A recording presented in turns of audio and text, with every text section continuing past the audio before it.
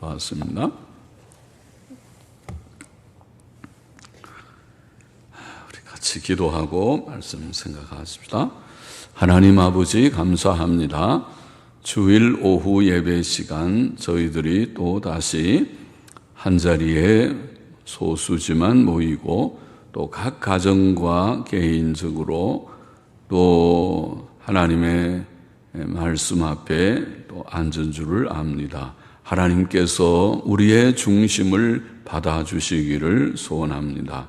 하나님의 영, 진리의 영께서 우리 가운데 계시고 일곱 영으로 온 세상에 계시고 역사하시는 주님, 온 우주에 충만하다고 예레미야서에 표현하신 주님이시여, 주께서 모두들의 심령 가운데 계시고 주의 이름을 진실이 부르고 사모하는 자들에게 함께 하시고 결코 그들을 버리지 않으시고 주님, 우리와 늘 함께 계시는 목자 되신 주님을 믿습니다. 이 시간도 말씀하여 주시고 말씀하게 하여 주시고 말씀을 듣게 하여 주시고 깨닫고 마음에 새기게 하여 주시고 다 유익하게 하여 주옵소서. 신구약 성경은 하나님의 감동으로 된 것으로 교훈과 책망과 바르게 함과 의로 교육하기에 유익한 줄 믿습니다. 하나님의 말씀을 바로 깨닫고 바로 전하고 해석하고 바로 듣고 깨닫고 받아서 유익하여 믿음이 견고하여지고 하나님 사랑함이 더하고 또 주의 주시는 큰 위로와 기쁨이 늘 넘치게 하여 주옵소서. 하나님의 말씀은 우리의 기쁨과 위로와 즐거움이 된다고 하셨사오니 그렇게 되게 하여 주옵소서. 예수님의 이름으로 기도하옵나이다. 아멘. 아멘. 자, 요한계시록 21장 9절부터 27절은 새 예루살렘 성에 대한 말씀입니다.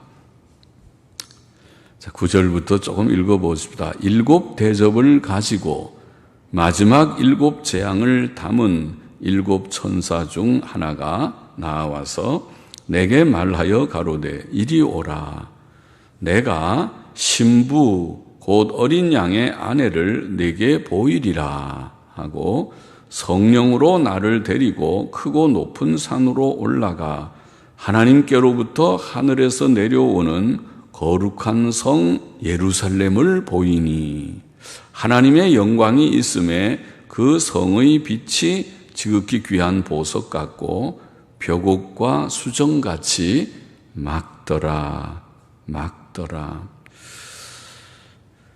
자, 천사가 재앙을 내렸던 일곱 천사 중 하나가 말하기를 이리 오라. 내가 신부를 내게 보이리라. 신부, 어린 양의 아내죠. 어린 양의 아내예요. 어린 양은 신랑이라고 표현되고 어린 양은 예수 그리스도이십니다. 예수 그리스도는 신랑이라고 표현되고 이게 신부, 어린 양의 아내를 신부를 보이리라. 궁금하지요? 신부가 누구냐? 예수님이 신랑이신데 예수님을 신랑이라고 표현하는 것도 흥미로운 일이죠. 예수님이 신랑이구나. 예수님은 인간적으로는 결혼을 안 하신 분이시죠. 33살에 세상에 오셨다가 33살에 십자가에 죽으시고 부활 승천하셨으니까 예수님은 결혼을 하지 않으셨습니다. 그런데 예수님을 신랑이라고 그러고 신부를 여기에 말하니까 궁금합니다. 신부 곧 어린 양의 아내를 내게 보이리라. 그리고 이제 따라갔는데 성령으로 나를 데리고 크고 높은 산으로 올라가. 어떤 산인지 크고 높은 산으로 올라가서 보니까 하나님께로부터 하늘에서 내려오는 하나님은 하늘에 계시니까 하늘에 계신 하나님께로부터 내려오는 거룩한 성 예루살렘을 보였다. 예루살렘을 보았습니다. 예루살렘 성이죠. 그런데 예루살렘 성은 원래 시온산 땅에 세워졌어요. 시온산에다가 다윗이 거기다가 성전을 터를 잡았습니다. 시온산이 성전 터고 거기에다가 다윗이 짓지를 못하고 하나님께서 허락지 않으셔서 내 아들이 지으리라 해서 다윗의 아들인 솔로몬이 지은 것이 성전이었습니다. 그게 시온산인데, 그런데 지금 그 성전이 아니고 그 성전은 땅에서 지금 이 사도 요한이 환상을 볼 때에는 땅에는 지금 솔로몬 성전은 다 없어졌고, 그 다음에 스룹바벨이 바벨론 포로 돌아와서 좀 초라한 성전을 하나 지었었고, 그 다음에 신약시대니까 헤롯이 또 성전을 근사하게 지었는데, 그 성전도 예루살렘이 멸망할 때 주전 70년에 다시 그들이 로마 제국의 통치하에 있었는데 로마 제국과 대립되어서 다시 그들이 로마로부터 독립하고자 하는 그런 독립운동이라고 할지 오늘날로 말하면 그런 것이 일어나서 대적이 돼서 로마가 지배하고 있는 로마지만 다시 쳐들어왔습니다. 로마의 디도라는 장군을 앞세워서 다시 예루살렘을 들어와서 예루살렘을 아예 또 황폐하게 다 초토화시켰습니다. 그것이 우리가 마태복음 24장에 예수님께서 성전을 보면서 이 아름다운 성전이 돌 하나 돌 위에 섬 놓이지 않고 겹쳐 놓이지 않고 다 황폐하게 되리라. 예루살렘 성의 멸망 또 성전의 멸망에 대해서 말씀하셨어요. 예루살렘 성의 멸망. 성이 멸망하면서 성전이다. 성전은 성의 핵심이니까, 이스라엘 백성들의 종교의 핵심이니까 원수들이 쳐들어오면은 예배당부터 때려 부숴버리죠. 그들의 종교를 말살시켜버리죠. 그래서 성전 그들이 잘 아니까 유대인들은 성전 중심의 삶을 산다는 거 아니까 유대인들을 말살시키고 정복하려면 그들의 성전을 부숴야 되니까 수도 예루살렘 성을 그들이 부수고 성전을 다 부숴버렸어요. 그러니까 지금 사도 요한이 이 요한계시록을 본 것은 주전 80년대 거의 끝 90년대 아마 후반쯤 될 것입니다. 그래서 주후 90년 후반쯤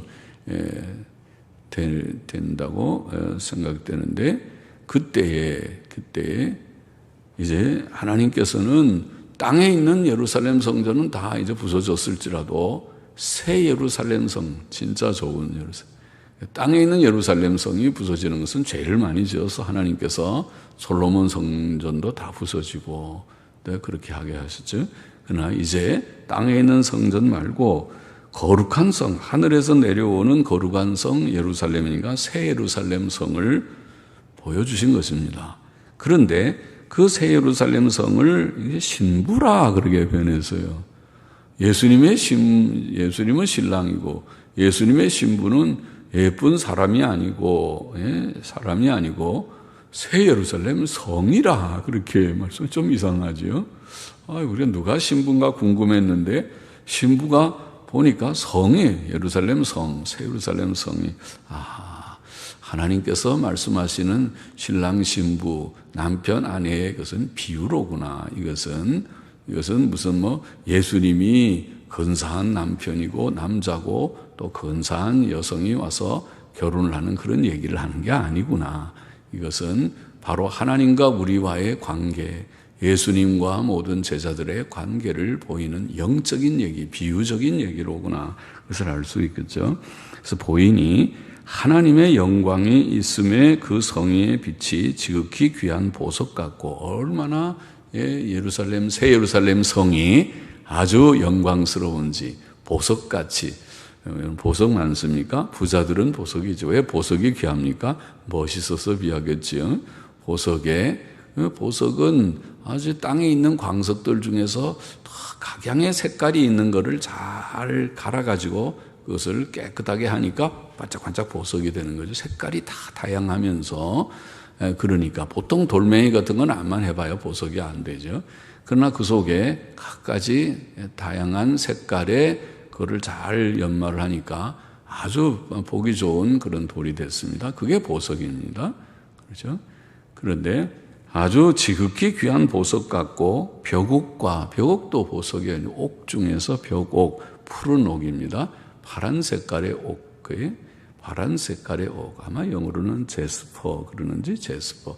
파란 색깔의 벽옥과 그리고 수정같이 수정은 맑은 유리 같은 게 수정이죠. 맑은 유리 수정같이 막더라. 자, 신부 곧 어린 양의 아내가 누군가? 여기 오늘 본문에 보면 이 아내는 구원 얻은 성도들 곧 교회를 가리킨다고 봅니다. 새 예루살렘 성은 교회입니다. 교회를 상징했습니다. 그들은 지금 구원받은 성도들 곧 교회는 부활의 영광을 입은 상태에 있다고 보입니다. 그래서 영광입니다. 지금은 그렇게 교회가 아주 영광스럽지 않죠. 우리들도 구원받았지만은 참 귀한 우리들이 하나님이 보실 때 귀하게 보심에도 불구하고 우리에게는 부족이 없지 않아서 그래서 좀 부족함이 많은 때때로는 우리의 얼굴에 근심도 있고 슬픔도 있고 또 그렇게 몸이 좀 아프면은 다 얼굴이 일그러지고 또 그렇지 않아도 나이가 들면은 좀 다 늙고 그런 것이 있죠.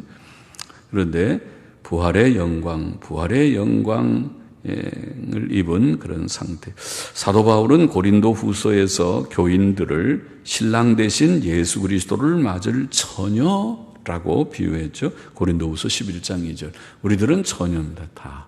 예수 믿는 사람들은 다 깨끗한 처녀, 정결한 처녀라고 비웁니다. 이것도. 우리가 무슨 처녀입니까? 우리 다 할아버지, 할머니, 또 이제 다 나이 들고 젊고 남자들도 있고 그런데 비유입니다. 처녀라고 비유했습니다. 에베소서에서는 그리스도와 교회의 관계를 에베소 5장 32절에 보면 남편과 아내, 신랑 신부랑 비슷하죠. 신랑 신부가 결혼하면 남편 아내가 되는 거죠. 남편과 아내가 이제 시작되는 걸 신랑 신부라고 우리가 말하는 것이죠. 그러니까 남편과 아내, 신랑 신부라고 그렇게 표현하고 그들이 이제 한 몸이 되듯이 그리스도와 교회가 영적으로 연합한다. 그것을 신비적 연합, 영적 연합이라고 우리가 표현을 합니다. 사도 요한은 성령의 감동 중에 새 예루살렘 성의 환상을 보았는데 이것은 어린 양의 아내에 대한 하나님의 계시였습니다. 어린 양의 아내가 누구냐? 예수님은 누구랑 결혼하시느냐? 예수님의 인간적으로 생각하면은 우리가 이건 다른 건데 나는 무슨 또 어떤 예쁜 아내가 나올 줄 알았는데 예수님의 아내는 교회다.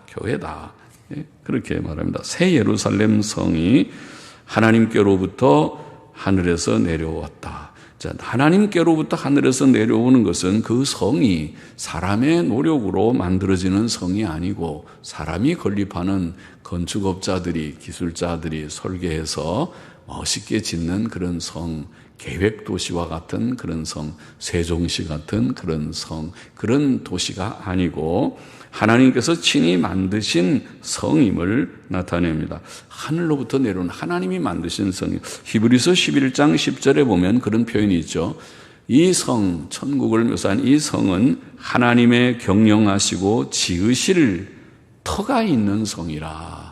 기초가 튼튼한 성이, 터가 있다는 말은 기초가 튼튼한, 그렇죠. 모든 건물이 기초가 튼튼해야지, 기초가 튼튼하지 않으면은 안 되죠. 기초가 튼튼하지 않으면은 건물 세웠다가 나중에 요새 큰 홀이 생겨가지고 막 넘어지기도 하고 그렇게 되죠.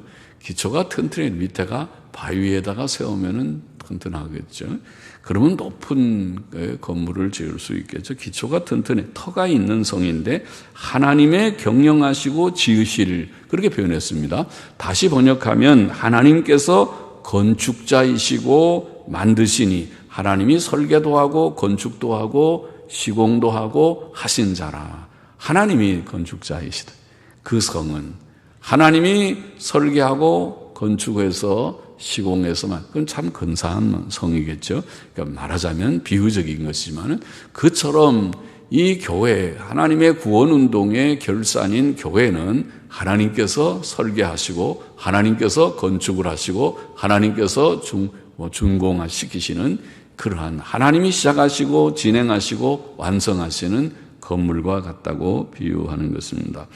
새 예루살렘 성은 그러므로 바로 무엇을 가리킬까? 새 예루살렘 성은 어떤 이들은 그것은 새하늘과 새 땅, 새하늘과 새 땅이 천국이겠죠. 새하늘과 새 땅, 신천, 이단 종파 신천지 말고 새 신천 신지죠. 새하늘과 새 땅의 그런 천국의 실제의 어떤 도시, 천국의 수도가 아닌가 이렇게 해석하는 그런 주석가들도, 유력한 주석가들도 있지만은 아마 그것보다는 제가 지금 설명한 대로 단순히 영화롭게 된 성도들의 연합체인 교회, 지금 신부를 보여준다면서 신부를 새 예루살렘 성이라 그랬으니까 신부는 새 예루살렘 성, 신부는 누군데? 교회가 신부라고 그랬거든, 성경에. 그럼 교회가 새 예루살렘 성이다. 그 말은 교회를 상징하는, 새 예루살렘 성으로 상징하는 것일 것이다.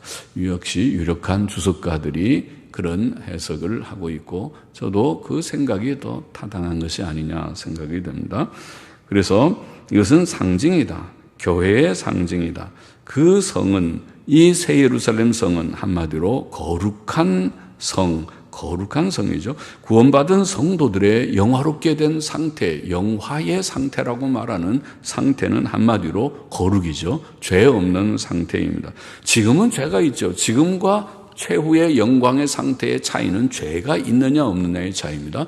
지금도 우리가 죄와 싸워서 꽤 성화를 이룬다고 하겠죠. 사람마다 조금씩 다르지만은. 그러나 아직도 죄성이 있어서 싸움이 있는 것입니다. 갈등이 있는 것입니다. 내가 바로 살려고 하는데 때때로 살지 못해서 회개하고 뉘우침이 있습니다. 그러나 그날에는 없을 것입니다. 영화의 상태, 영광의 상태에는 죄성조차가 없는, 죄성이 없는 상태가 영화의 상태입니다. 지금은 성화의 상태는 죄성이 있어서 싸움이 있는 이것이 지금의 성화의 과정이고 장차는 죄 없는 상태.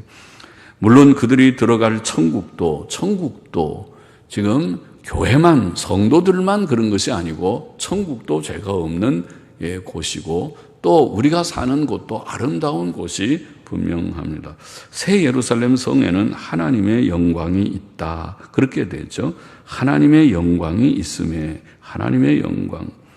또 그 성의 빛은 지극히 귀한 보석 같고 벽옥과 수정같이 맑을 것이다. 그렇게 표현했습니다. 그것은 성도들의 최종 상태가, 우리의 최종 상태가 심히 거룩하고 영광스러움을 나타낼 것입니다. 우리 자신들이 변하는 것입니다. 환경만 좋아져서는 아무 의미가 없어요. 사람이 변해야 되죠. 지금도 사실 이 세상은 이것이 무슨 이 세상의 환경의 문제가 아니에요. 환경 문제가 아니고 인간 문제죠. 사람의 문제죠. 구성원인 사람이 바로 되지 못하니까 사회가 지금 진통하고 문제가 많고 그런 것이죠. 사람이 바로 돼야 돼. 사람이 악하지 않아야 돼. 술, 담배 피지 말고 또 마약하지 말고 그래야 사고들 안 생기는 것이죠. 그렇잖아요. 모든 사람이 도덕성이 있으면 사회가 깨끗해지죠. 거기에 불법과 불의가 없고 그러면은 깨끗해. 또 정직하고 거짓말하지 않고 그런 사회가 되면, 도덕적인 사회가 되면 사회가 꽤 좋아지고 살기 좋은 사회가 되겠죠. 그러나 그렇지 않게 되면은 안 되는 것이죠. 이 세상이 무서운 것은 도덕성이 없기 때문에 더러 힘 있는 사람들이 힘 없는 나라를 침략해서 잡아먹으려고 하고, 그러니까 나라가, 이 세상이 고통스러운 그런 세상인 것이죠. 12절 보십시다. 크고 높은 성곽이 있고 12문이 있는데, 자, 이제 아름다운 성이 지금 내려왔고 아주 영광스러운 성, 보석 같은 성이 있고 그 성에는 성곽이 있어요. 성곽은 성 울타리죠. 성에는 그러니까 울타리가 있다는 것은 아무나 못 들어가는 거잖아요. 왜 울타리를 만들어놔요? 울타리는 들어갈 수 있는 자격자만 들어가니까 그렇잖아요. 우리 집도 울타리 놓은 건 도덕지, 도선생님은 오지 마세요. 도적은 오지 마세요. 우리 집은 우리 가족들이나 또 우리가 허락하는 그런 방문객만 옵니다. 그런 거잖아요. 도적이 올까봐 울타리 하는 것이죠. 그처럼 이게 크고 높은 성곽은 아무나 정말 못 들어가요. 얼마나 담이 높은지 그거는 아이고 넘어가기는 이제 포기입니다. 그 담 넘다가 거기 떨어지면 아이고 다리 부러지겠습니다. 거기는 못 넘어가요. 그것은 아무나 못 들어간다는 거죠. 12문이. 그런데 감사하게도 문이 하나 문이 아니라 12개의 문이 있어가지고 사람들이 그 성에 많이 들어갈 수 있겠어요. 문이 12개면은 동서남북으로 그렇게 3개씩은 있어서 3, 4, 12, 12개의 문이 있는데 문에 12천사가 있고 근데 천사 문지기들이 다 있습니다. 천사가 있고 그 문들 위에 이름을 썼으니 각 12개의 문에 이름이 다 있는데 가만히 문 이름표를 보니까 그 이름에 이스라엘 자손 12지파의 이름을 다 썼어요. 거기에 루벤부터 루벤, 시므온, 유다, 레위, 유다 다 이렇게 시작해서 12명의 이스라엘 지파 이름이 거기에 있었다. 동편의 세 문, 북편의 세 문, 남편의 세 문, 서편의 세 문이니 그러냐? 아무나 못 들어가게만 하는 게 아니라 많이 들어가는데 자격자만 들어가는 거 분명해요. 문을 많이 열어놨어요.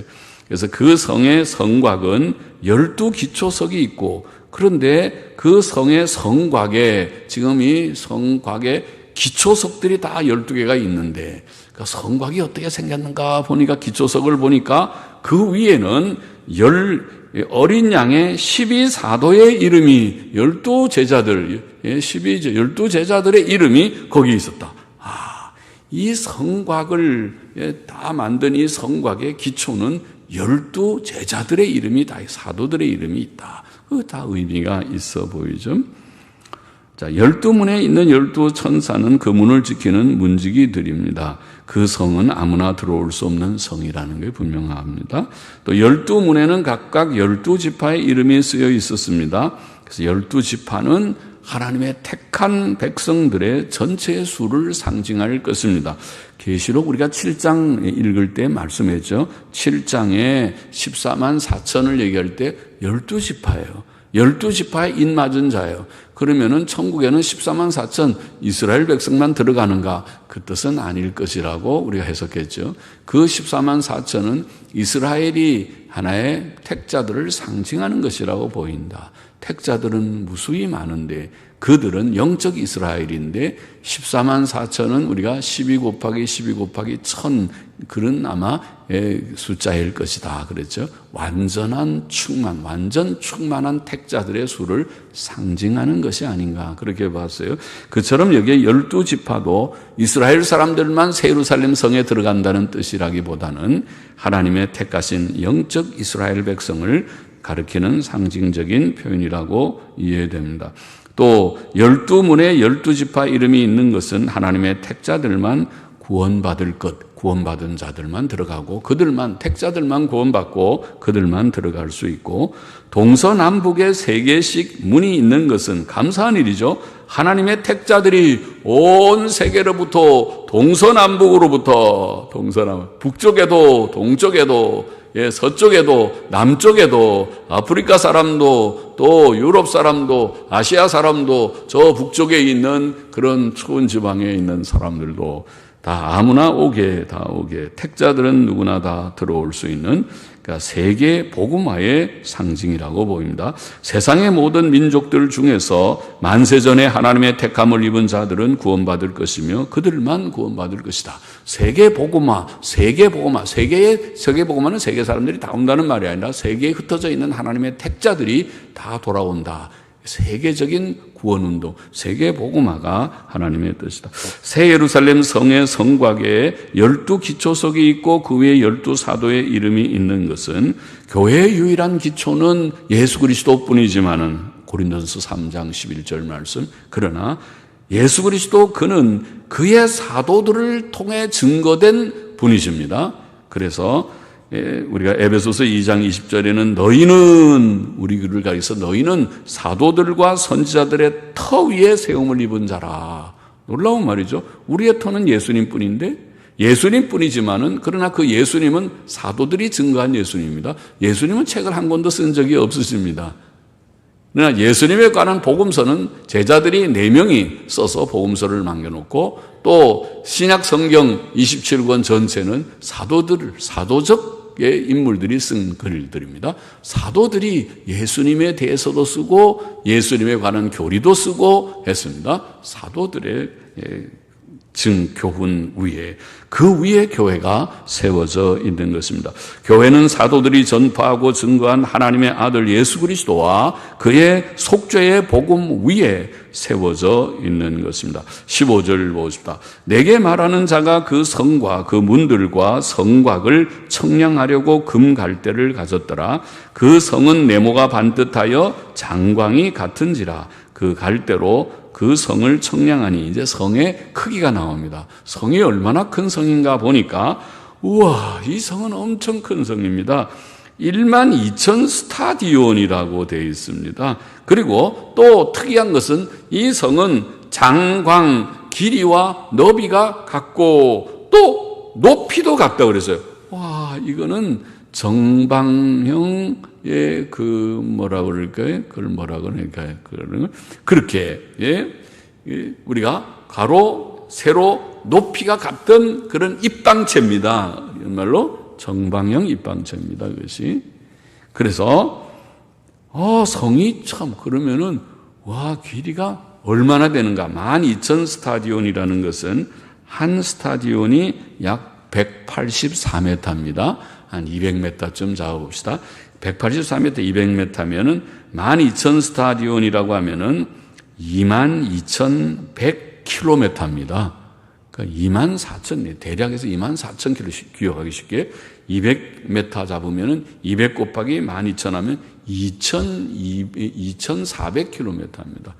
2,400km, 2,200 정확히 2,210km 문자적으로 봐도 그 길이는 얼마쯤 되냐면은 우리나라 이렇게 토끼같이 생긴 저 북한, 남한을 다 우리 합쳐서 우리나라라고 우리가 보통 말하니까 저 북한 함경북도 북쪽 끝에서부터 저 남쪽 경상남도 남쪽 끝까지 거리가 그것이 대략 한 1,000km 됩니다. 1,000km. 예? 대략 1,000km. 그러면은 2,000km면은 그보다 배갑절이에요. 그게 도시가, 나라가 그런 것이 아니라 도시가, 서울, 세종시 같은 그 도시가 거리, 지금 여기 표현을, 그러니까 이걸 우리가 상징이라고 말해. 한 도시가 길이가 2,000km, 또 폭도 2,000km, 그런데 놀라운 것은 높이가 2,000km, 와, 2,000km 되는 높이의 도시면은 그것은 아주 초고속 엘리베이터를 타고 오르내려야 될 정도로 크게 높아요. 그러니까 엄청 희한한 도시죠. 이것은 상징이라고 보입니다. 그런 도시가 있을 수도 있지요. 못 있을 것은 없지요. 예, 우리가 그런 도시를 건설 하나님이 하실 수도 있지만은 그것을 상징이라고 보면 무슨 말인지 완전한 12,000 스타디온이라는 것은 12 곱하기 1,000입니다. 1,000이죠. 그게 12,000이죠. 12는 완전수고 1,000은 충만의 수입니다. 그러면 그 도시는 택자들의 수가 아까 14만 4천이라는 요한계시록 7장의 상징도 그렇지만 여기 21장에 12,000 스타디온 평방 입방체, 정방형 입방체라고 하는 것은 그 택자들, 구원받은 교회, 완전한 교회의 모습이 그 숫자적으로도 완전 충만하다. 하나님의 택한 자들이 완전 충만한 수의 영광스러운 도시로 상징되었다고 보입니다. 그리고 그 성곽의 높이도 144규빗. 144는 12 곱하기 12이거든. 12 숫자가 많이 나오는 거죠. 12가 완전수라고 보입니다. 12 곱하기 12의 높이가 144규빗이죠. 문자적으로는 약 65m지만 65m도 엄청 높죠. 담이 65m 정도 되면 아무나 정말 못 올라갈 거예요. 그거는 보통 담이 3, 4m, 5m만 돼도 그거 올라가려면 사다리 차 놓고 올라간다 하더라도 올라가서 떨어지면 거기에 부러지고 죽습니다. 그러니까 못 올라갈 텐데 65m 그것도 높지만은 그것은 상징일 것이다. 아무도 드나들 수 없다는 것입니다.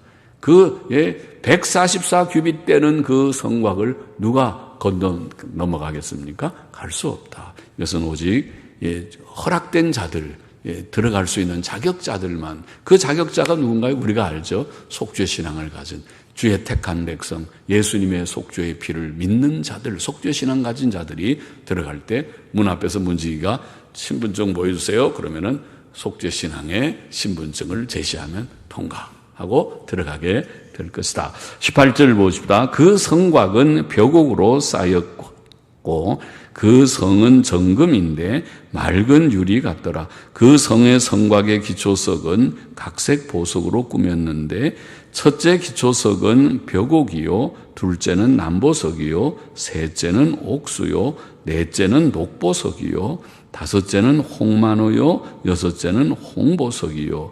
자, 우리가 그 보석을 다 알지는 못하지만은 그 보석들이 다 아름답게 우리가 생각할 수 있죠. 각 색깔이 어떤 건 붉고 파랗고 푸르고 또 자줏빛이 나고 등등의 색깔이 아주 또 노랗고 황옥은 노랗고 녹은 또 초록색이고 등등의 다양한 색깔을 비치면서 아름다운 보석으로 되어 있다는 것입니다. 그리고 9째는 다망옥이요, 10째는 비취옥이요, 11째는 청옥이요, 12째는 자정이라. 12문은 12진주니 문마다 한 진주요, 성의 길은 맑은 유리 같은 정금이더라.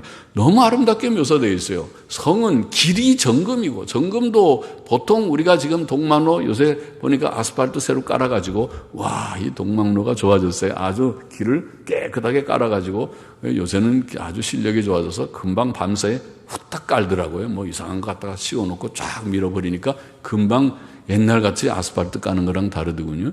그렇게 금방 까는데 저런 아스팔트 길도 참 좋지만은 저게 정금으로 싹 해서 그 정금의 길을 걷는다는 것은 상상하기 어려울 정도로 멋있죠.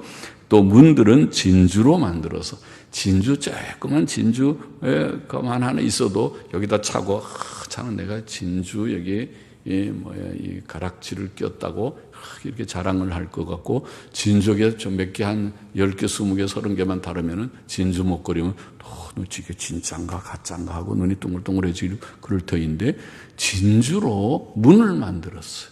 얼마나 아름답겠습니까? 그 성은 아름답고 깨끗하고 귀하고 영광스럽습니다. 이것은 앞에서 말한 대로 성도들이 장차 가질 영광을 보인다고 생각됩니다. 성도들의 부활체의 영광, 우리가 부활할 때의 부활체의 영광이 그와 같고 보석과 같고 또 천국의 영광이 그와 같다. 또 성곽의 기초석은 각색 보석으로 꾸며졌다고 그랬죠. 성곽의 기초석 위에는 12사도들의 이름이 새겨져 있었다고 14절에 이미 말씀했는데, 그것은 교회의 기초가 된 사도들이 각각 받은 은혜가 달랐지만은, 그렇죠? 베드로의 은혜가 다르고 요한의 은혜가 다르고 사도 바울의 은혜가 다르고, 바울은 받은 은혜가 다르죠. 굉장히 지식적이고 논리적인 사람입니다. 그래서 바울은 서신을 신약 성경 중에서 14권, 13권, 14권을 썼습니다. 베드로는 2권밖에 쓰지 않고, 요한도 요한복음 하나 쓰고 요한서신을 3개 정도 썼지만은, 베드로와 요한은 어부가 그래도 그만큼 몇 권을 쓰는 것도 참 대단한 하나님의 은혜죠. 은혜가 아니면은 어부들이 책 하나 쓰는 게 보통 힘들죠.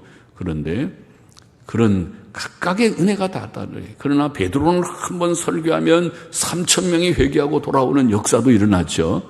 바울은 별로 그런 것 같지 않아요. 그러나 바울은 또 나가서 말씀을 증명하고 성경을 가지고 논리적으로 따져서 증거하는 그런 일도 하고 책도 써서 오늘 우리에게 남겨서 우리의 모든 기독교의 기초와 같은 기초를 다지는 것과 같은 그런 종이 되었죠. 자, 그래서 각각 은혜가 달라서 그것이 보석이 각각 다른 12개의 보석이 다 색깔이 다르고 그렇지만 보석입니다. 다 귀합니다. 어느 게 더 귀하냐? 귀하다고 비교할 수 없이 다 귀한 보석인 것처럼 하나님께서 택하신 모든 성도들은 보석과 같으다. 누가 더 나은 보석이냐 할 때 아무개가 더 낫습니다. 그렇게 할 게 아니라 이 사람은 이게 장점이 있고 저 사람은 저게 장점이 있고, 이 사람 없으면 이런 거 없고 저 사람 없으면 저게 없는 그런 장점이 있는 귀한 보석과 같은 것이다. 그렇게 여기신다는 말이죠. 그들은 마치 옛날 우리가 출애굽기 28장에 보면 자주 말했지만 대제사장의 의복이 굉장히 호화로운데 의복의 양쪽이 견대라고 하죠. 어깨에 견대에 보석 2개를 달았어요. 호마노라고 하는 보석이에요. 호마노 보석을 2개 달고 그 보석에다가 6명씩 이스라엘 지파들의 이름을 썼어요. 여기 6개, 여기 6개. 호마노 보석. 보석에다가 이름을 이스라엘 12지파의 이름을.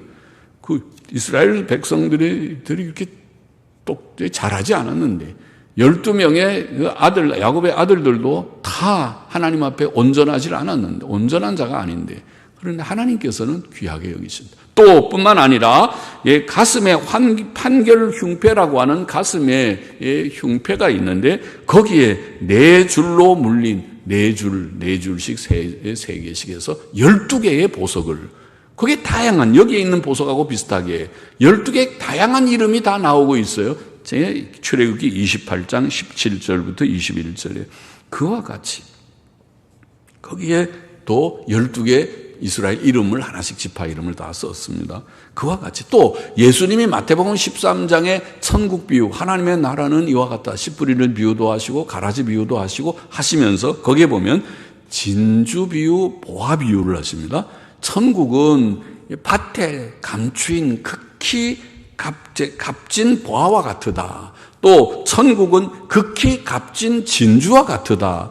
천국이 누군가? 예수님도 보화이지만은 천국은, 여기에 비유를 보면 택자들, 하나님의 택한 백성들, 이스라엘 백성, 영적 이스라엘인 신약교회, 교회가 저와 여러분 우리같이 보잘것없는 그 보화라고 여기기에는 거리가 먼 우리들을 하나님께서는 우리를 보실 때 보화와 같이, 밭에 감추인 값진 보화같이, 이 세상에 감춰있는, 눈에 보이지 않는데 누가 보화가 어디 갔느냐, 감춰져서 안 보이지만 드러나 보니까 보화와 같은 존재구나, 하나님의 귀한 성도로구나, 주께서 피를 흘릴 만한 가치가 있는 영혼이로구나 여기시는 보화로 여기고, 극히 값진 진주와 같이, 진주가 다른 것이 아니라, 진주 목걸이가 값진 것이 아니라 인간이 값지다는 것입니다. 예수 믿고 구원받고 주의 일을 힘쓰는 하나님의 백성들을 하나님은 진주 목걸이 100개 1000개보다도 값비게 여긴다는 것입니다. 권사님, 또 장로님, 집사님, 성도님, 우리 모두들을 하나님께서는 귀하게 보화와 같이 여기십니다. 22절마다 보십시다. 성 안에 성전을 내가 보지 못하였으니 이는 주 곧 전능하신 이와 그 및 어린 양이 그 성전이심이라. 그 성은 해나 달에 비침이 쓸데없으니 이는 하나님의 영광이 비치고 어린 양이 그 등이 되심이라. 만국이 그 빛 가운데로 다니고 땅의 왕들이 자기 영광을 가지고 그리로 들어오리라. 성문들을 낮에 도무지 닫지 아니하리니 거기는 밤이 없음이라. 사람들이 만국의 영광과 존귀를 가지고 그리로 들어오겠고 무엇이든지 속된 것이나 가증한 일 또는 거짓말하는 자는 결코 그리로 들어오지 못하되 오직 어린 양의 생명책에 기록된 자들 뿐이라. 그것이 무슨 성이라 하더라도, 우리가 실제로 거주하는 성이라 하더라도 영광스럽고 좋은 것이고, 그리고 그것이 지금 제가 설명한 대로 교회에 대한 상징이라고 하더라도 그 뜻이 무엇인지 알 듯합니다. 그 뜻은 영광스럽다. 하나님께서 우리의 택하신 주의 백성들을 구원하신 영화에 이른 성도들은 영광스러운 성도들이다. 영광스러운 자들이고, 거기에는 여기 보면은 거기에 없는, 새 예루살렘 성 안에 없는 것들을 여기에 말하죠. 첫째, 성전이 없다. 더 이상 성전이 없다. 왜냐하면 주 하나님 곧 전능하신 이와 어린 양이 그 성전이 되기 때문에 우리가 천국에 들어가면 거기는 따로 성전은 사실은 모형적인 것이었습니다. 하늘의 성전을 모형하는 것이라고 표현했습니다. 그러나 이제 하나님과 어린 양이 친히 성전이시니까 그림자적인 모형적인 것은 없다. 이제는 우리가 하나님을 대면하고 예수 그리스도를 대면하게 될 것이다. 친히 천국에서 그를 뵙게 될 것이다. 또 둘째, 해와 달이 필요 없다. 해와 달의 비침이, 지금 이 지구에서는 해와 달이 참 얼마나 좋은지, 이렇게 맑은 빛이 비치니까, 밝은 빛이 비치니까 얼마나 좋은지 말이죠. 그러나 천국은 하나님의 영광이 직접 비치니까 오늘 우리가 나중에 부활하고 영광의 천국에 생활할 때에는 그 하나님의 영광의 광채가 우리의 삶에 충만해지고, 우리의 모든 모임에 충만해질 것이니까 해와 달이 필요 없는 정도로 우리는 밝은 빛 가운데서 살게 될 것이다. 또 세상의 왕들이 땅에서는 굉장히 영광스럽지만 천국 가면 아무것도 아니다. 하나님의 영광 안에 다 잠기고 말 것이다. 셋째로, 밤이 없다. 하나님의 영광의 빛이 늘 있으니까 밤이 없고, 그러니 밤에 성문을 닫고 다 보호하지만은 성문 닫을 필요도 없다. 도적이 올 수도 없고 늘 낮이니까 대낮과 같이 밝은 빛에 도적이 활개칠 수가 없습니다. 도적도 없습니다. 또 넷째로 중요한 것은 죄인들이 없다. 여기에 끝에 그렇게 말했죠. 거기에는 무엇이든지 속된 것이나 가증한 일 또는 거짓말하는 자는 결코 그리로 들어오지 못하되, 그렇죠.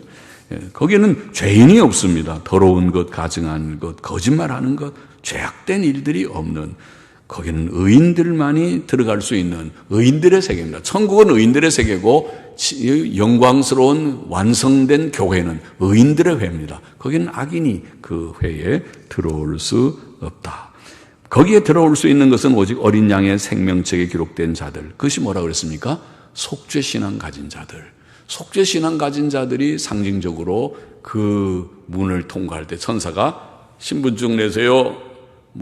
여기 아무나 들어갈 자격이 있는지 봅시다. 그러면은 예수 그리스도께서 나의 구주 되시고 속죄의 주님 되신 것을 제가 믿습니다. 됐습니다. 통과. 속죄신앙 가지면 통과. 그러나 예수님에 대한 속죄신앙이 없는 자들은 받아들일 수 없는 곳이다. 그렇게 말할 수 있습니다. 본문의 교훈을 우리가 빠르게 정리해 봅시다. 첫째로, 우리는 사도적 교훈을 굳게 지켜야 되겠습니다. 여기에 보면은 그 성곽을 통과하는 것은 사도들의 이름이 여기에 쓰여 있는 것은 사도의 터 위에서 세워지는 성이고 사도들의 이름으로 우리가 그 성을 통과할 수 있다. 그것을 보입니다. 우리는 사도들과 선지자들의 터 위에 세우심을 입은 자들이다. 앞에서 에베소 2장 20절의 말씀을 인용했죠. 데살로니가 후서 2장 15절의 사도 바울의 교훈의 말씀대로입니다. 형제들아, 굳게 서서 오늘 우리들에게 말하기를 형제들아 굳게 서서 말로나 우리 편지로 가르침을 받은 사도들의 말, 사도들의 교훈. 우리는 말로 직접 듣진 않았지만 사도들의 글로, 편지로, 서신으로, 사도들의 서신으로, 신약 27권의 말씀으로, 신구약 66권의 책을 통해서 가르침을 받은 유전을 지키라. 유전이라는 것은 전해 들은 바죠. 우리에게는 전해 들은 내용들이 있습니다. 그것이 우리가 역사적 기독교라는 것입니다. 예신앙이라고 부르는 사도적 선지자들에 의해서 전달된 기독교 신앙, 우리의 믿음의 도를 우리는 이해하고 붙들고 그것을 지켜야 된다. 그것을 믿고 실천하는 우리가 되어야 된다. 둘째로, 우리는 천국의 영광을 사모해야 하겠습니다. 새 예루살렘 성의 아름다움과 영광은 구주 예수 그리스도를 믿고 구원받은 성도들이 장차 입을 부활체의 영광이다. 그렇게 볼 수 있죠. 부활체의 영광. 우리가 누릴 천국의 영광입니다. 영광스럽게 될 것입니다. 천국은 영광스럽고 우리도 영광스러운 부활을 할 것입니다. 그 영광을 사모하고 기대해야 하겠고, 셋째로, 그것을 기대하는 자마다, 천국을 기대하는 자마다 땅 위에 살 때 정결한 삶, 깨끗한 삶을 구해야 하겠습니다. 모든 악을 버리고 예수 그리스도의 대속만 믿고 성경의 교훈만 순종하는. 그래서 우리가 천국 백성, 이 신부, 아름다운 신부로 준비하는 자들은, 영적인 얘기입니다. 준비하는 자들은 주야로 성경을 읽고, 그리고 그 말씀대로 거룩하게 사는 것이다. 그 말이죠. 하나님 말씀 늘 가까이 하고 믿음을 굳게 가지고 하나님의 뜻대로 순종하면서 거룩의 생활을 힘쓰는 우리가 될 때에 우리가 그 성에 다 빠짐없이 실패함 없이 다 들어가게 될 것을 믿습니다. 그렇게 되기를 바라며 사도적 교훈 굳게 지키고 천국 영광 사모하고 또 말씀 가운데서 순종하여 거룩의 삶을 이루는 저와 여러분 되기를 원합니다. 기도하십시다. 하나님, 부족한 종의 시간 이 말씀 또 조금 증거하고 나누어 싸우니 감사합니다. 이 말씀 다 마음에 새기고 주님이여 우리가 천국 소망하면서 주님 거룩한 삶을 힘써 실천해 나가는 저희들이 다 되고 오직 주님 사도적 교훈 성경 말씀을 굳게 붙드는 저희들이 되게 하여 주시기를 소원하며 감사하며 예수님의 이름으로 기도하옵나이다. 아멘. 아멘. 아멘. 아멘. 자, 우리 같이 찬송가 225장 같이 부르십시다. 새 찬송은 없습니다.